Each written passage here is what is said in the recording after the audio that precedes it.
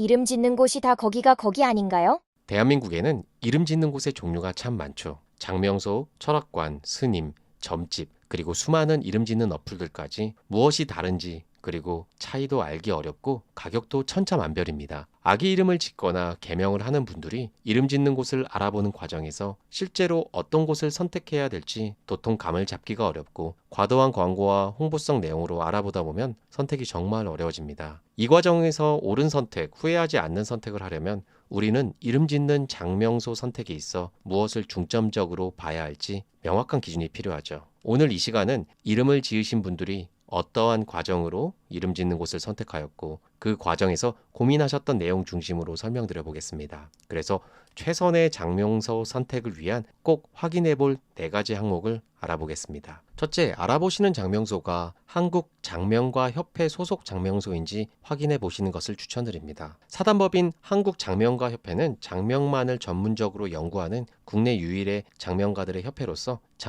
장명 학술 연구 및 교육을 지원하는 단체입니다. 우선 알아보시는 장명소가 협회 소속 장명소인지 확인을 해보시면 좋은 이유는 장명은 장명법과 적용하는 학문이 매우 다양하기 때문에 검증되지 않은 학문 또는 내용으로 이름을 짓는 경우가 상당히 많기 때문에 공신력이 있는 한국 장명가 협회에서 인정하는 성명학을 적용하고 있는지를 꼭 확인해 보시는 것을 추천드립니다. 참고적으로 솔로몬 장명소는 한국 장명가 협회 정식 소속 장명원으로서 대표 원장님이신 양웅필 원장님은 현재 장명가 협회 부회장 및 등기이사로 역임 중이십니다. 국내 장명계를 대표하는 장명가의 위치에서 한국 장명가들의 학술적인 기준을 잡고 연구하는 역할을 담당하고 계시죠. 둘째, 온라인으로만 운영하는 곳이 아니라 직접 방문하여 상담이 가능한지 확인해 보셔야 합니다. 인터넷에는 자칭 장명가가 약 2만 명 이상 활동하고 있습니다. 물론 어디서 이름을 짓는 것이 중요한 요소는 아닙니다. 그러나 이름을 짓고 나서 시간이 흐른 뒤 이름을 어디서 지었는지 흔적조차 찾을 수 없거나 연락도 되지 않는 곳이 참 많습니다. 그렇기 때문에 국내 대표 장명소들이 오랫동안 한자리에서 장명소를 운영하는 것을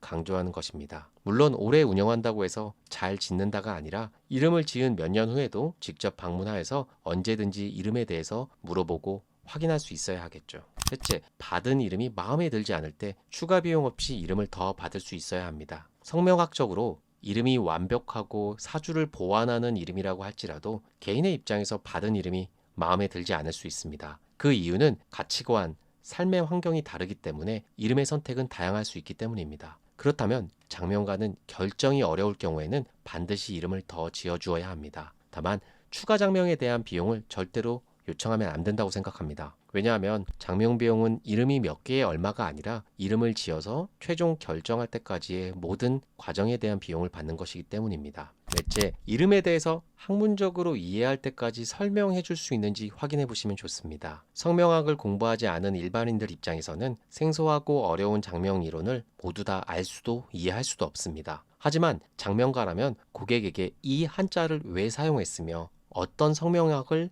적용했는지 이해하기 쉽고 상세하게 설명해 줄 수 있어야 합니다. 왜냐하면 철학관, 점집, 타로 전문점 등 다양한 곳에서 이름에 대해서 정확하지 않게 함부로 좋다 나쁘다를 논하는 경우를 만나게 되는데 이때 아는 만큼 보이는 것처럼 자신의 이름을 정확하게 상세하게 알고 있다면 절대로 이름에 대해서 잘못 이야기하는 것에 현혹되지 않을 것이기 때문입니다. 솔로몬에 대해서 알아보시게 되면 가장 많이 보시게 되는 피드백 중 하나는 이름에 대한 설명이 상세하고 양이 많아서 조금 어렵다는 이야기입니다. 그러나 이것은 역설적으로 이야기한다면 솔로몬에서 이름 지은 분들은 절대로 다른 장명소의 의견에 휘둘리지 않는 것을 뜻하기도 합니다. 왜냐하면 알아서 잘 지어주겠지가 아니라 하나하나 꼼꼼하게 설명드리고 이해시켜드리기 때문입니다. 믿음이 가고 신뢰가 느껴지는 장명소를 선택하였고 그 다음 과정에서는 만족할 수 있는 이름으로 최종적으로 결정하였다면 이 모든 과정은 인생에서 중요한 이름 선택에 있어 올바른 마무리가 될 수 있을 것입니다. 결론적으로